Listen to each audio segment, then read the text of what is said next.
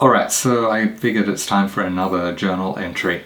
There's a couple of things though. For those people that are actually following along with this, there's one thing that I think I'll just mention before I give my my actual journal entry, and that is that this project is for my PhD, but I've already done a project on BPD for my master's degree. So I worked with a young woman called Courtney, and we worked together collaboratively to produce a book basically about her experience with, basically dealing with BPD, and also about my experience being raised by a mother with BPD, and kind of a bit of overlap between those two stories.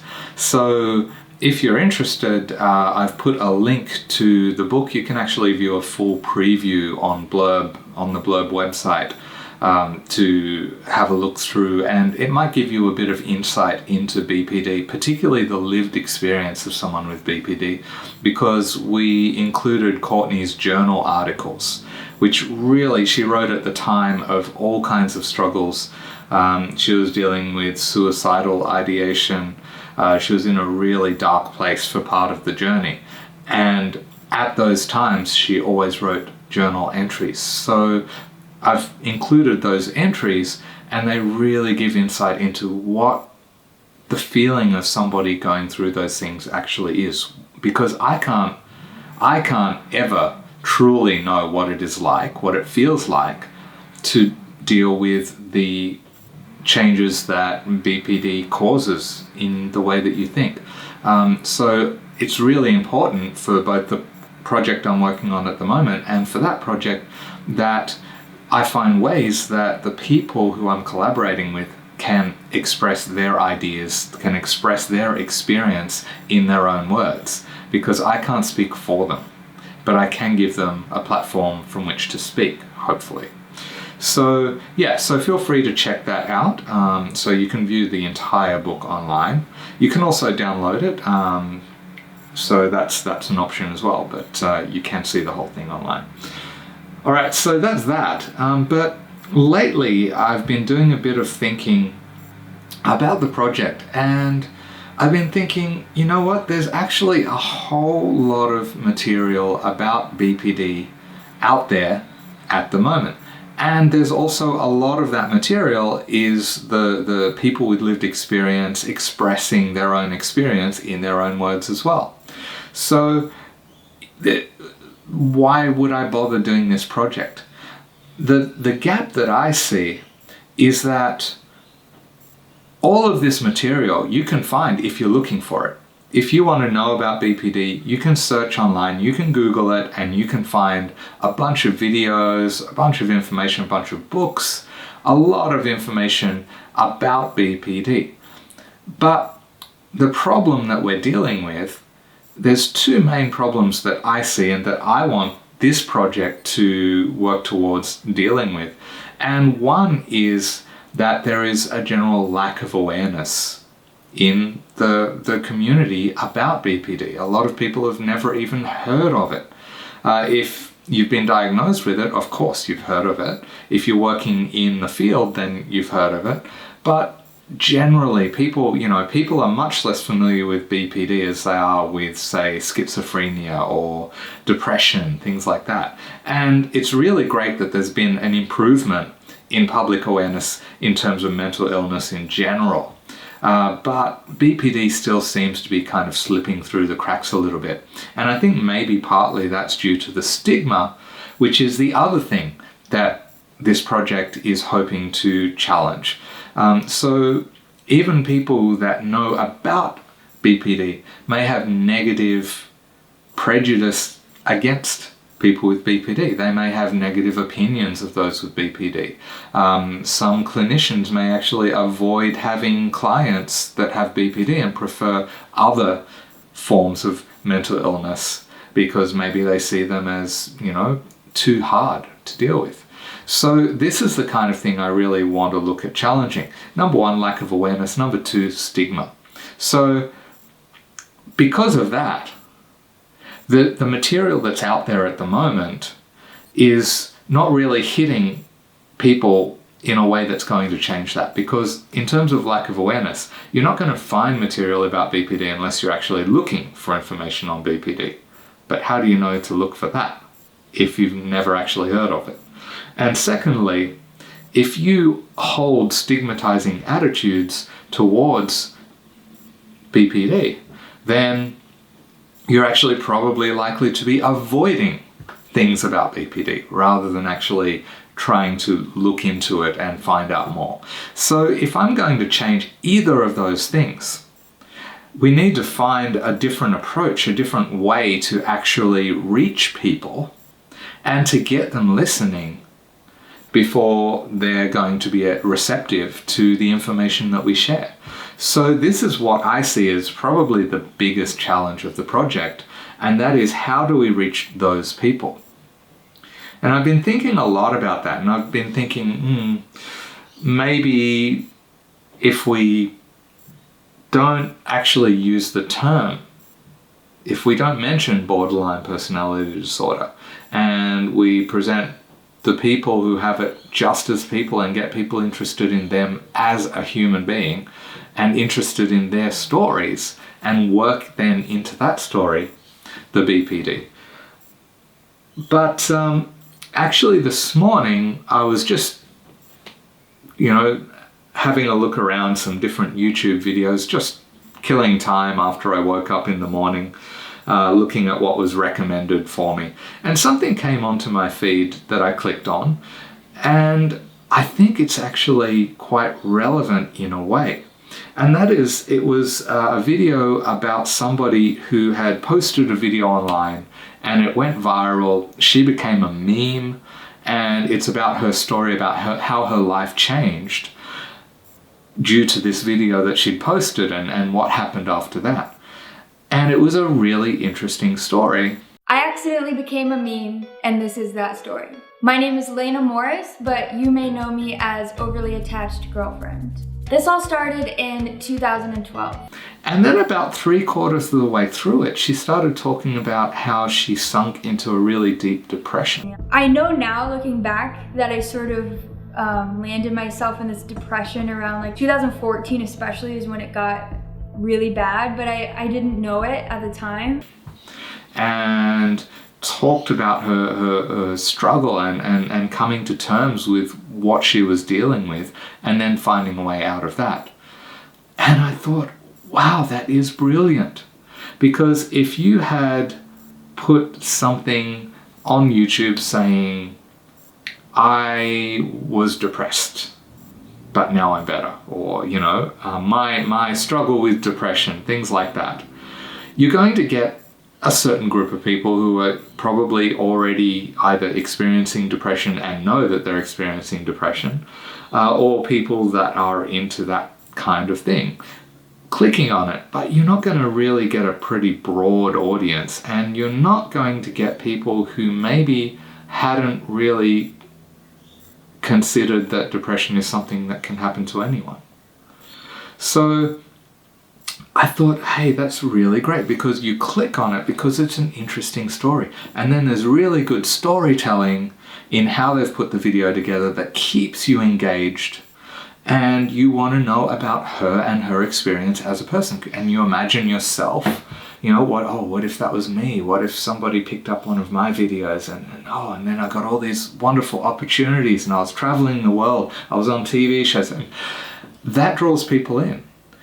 But then when she gets to talking about how she started feeling depression, experiencing depression, you respond to that in a different way than if you had entered the video knowing that's where it was going.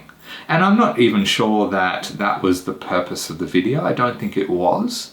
But just the fact that there was something that drew me in, kept my attention, and then presented information and the experience of somebody with depression in a way that kind of was more impactful than had they actually labeled it as being about depression and I went in with that expectation.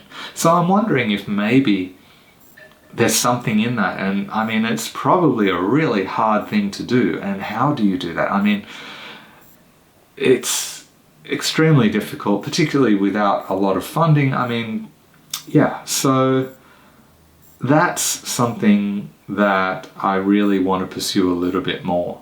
So as I'm continuing with the project, I think that the collecting information, collecting people's stories, finding ways to represent that visually, that's something that I don't see as being a really major challenge. There are challenges to it, but it's not sort of really, really difficult to do.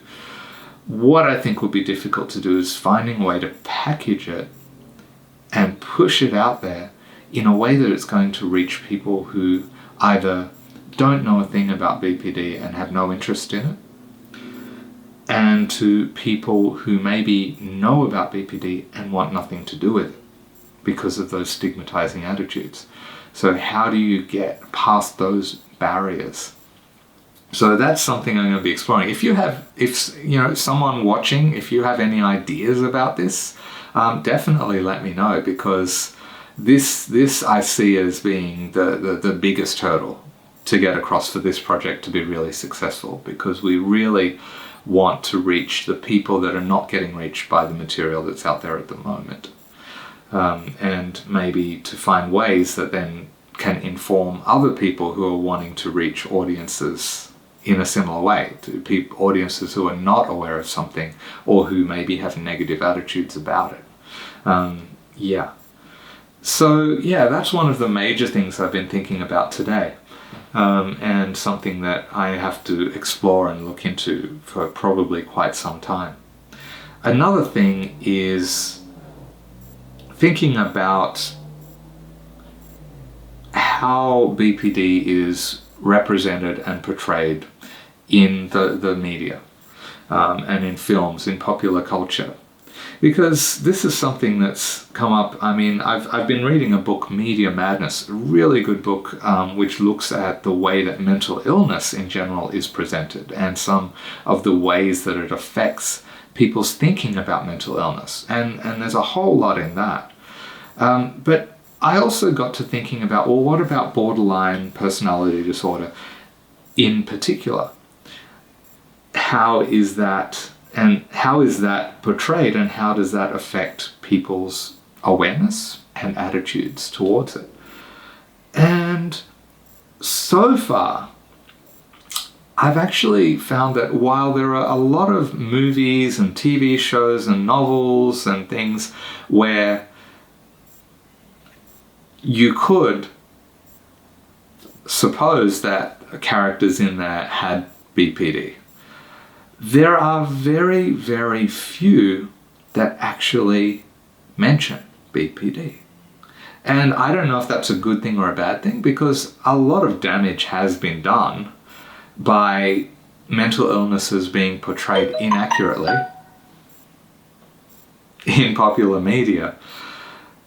So maybe it's a good thing that people haven't actually depicted BPD inaccurately and given people warped and inaccurate opinions and attitudes towards it. But on the other hand, people just generally haven't heard of it unless they've known people that have been affected by it, or they've come across some material about it online.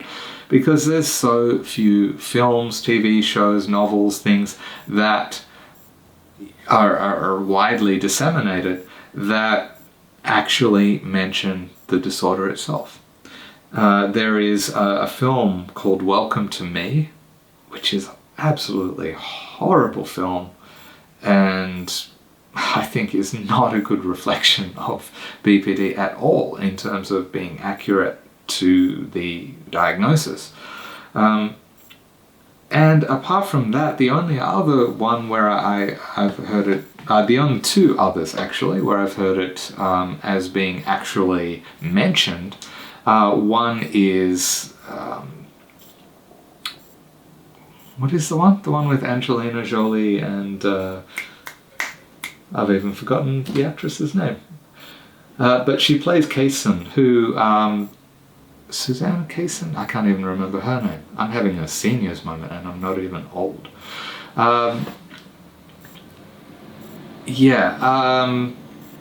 it depicts the story of someone who was actually diagnosed. It's based on the memoirs of someone who was diagnosed and put into an institution with BPD. Although a lot of people who've analysed the film say that Angelina Jolie's character, who's not actually said to have BPD, seems probably that people with BPD tend to connect more with her and see themselves in her even more than the character that's meant to have BPD. But there is that, what is it, something girl? Can't remember the name. Anyway, that film. And then there's also, I believe, Maniac is the name of the Netflix series. It's got, what's her name, Stone in it. Emma Stone. At least I remembered somebody's name. Yeah, it's got Emma Stone in it as somebody who comes up with the diagnosis of BPD. It's quite an interesting series. I watched the whole thing, and it doesn't really tell you much about BPD, but at least they mention it. At least it comes up and it's mentioned, because I've not actually come across all that much apart from that where they mention it. Whereas you hear about, schizophrenia or multiple personality disorder, even Munchausen's by proxy, all of these different illnesses and disorders, you don't really hear about BPD all that much. The one film where they do often come to the most often, when you talk about BPD in film, people usually come to Fatal Attraction, where she definitely displays a lot of characteristics that appear consistent with BPD. But once again, they don't actually name it as BPD. So I'm wondering if the part of the reason for the lack of awareness, because most people, it's fairly clear from research that people in the general community form a lot of their opinions on mental illness based on what they see in films, TV shows, in the news, what they read in newspapers, what they're consuming through the mass media. So the fact that there's not been a lot actually said of BPD in the media, that may be a part of it. So, if I had multiple millions of dollars and I wanted to reach people and I wanted to increase awareness and challenge stigma, I'd make a fictional movie about a character with BPD that was accurate to the diagnosis. I don't have that kind of money, and I'm not a filmmaker and I'm not a script writer, and it's not something I could even dream of doing. Hey, if anyone's out there that wants to do that, let me know. I'd be happy to get involved and contribute any way I can. But I'm a documentary photographer, so documentary is what I have at my disposal.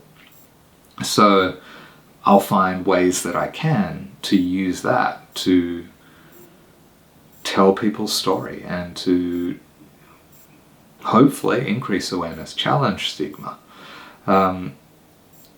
But how do I do that? That's the big question for this project.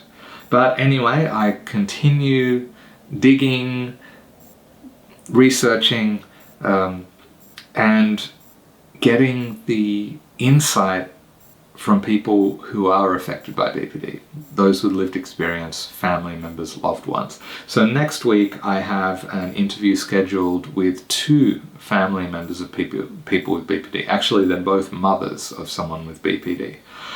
So it'll be good to get more of that side of the story. And yeah, so that's where we're at the moment. Basically, the more we go, the more questions I have. Plus I'm meeting with a few of the collaborators that I've already connected with. We're getting together this weekend. We're going to meet in a park so we can maintain social distance and all of those COVID things that we need to do. So it will be good to catch up with them, and hopefully we can sort of throw around a few ideas and get some insight from them as to ways that we can improve the project and improve the end result, and reach more people and connect with people on a more, I guess, human level with what we share. Yeah, so that's it. That's the end of the journal article. I've probably rambled too much today, but it helps me stay on track doing these journal things. So and it sort of helps me know where I'm at with my thinking when I try and put it into words as if I'm speaking to someone else. So yeah, thanks for watching if you did.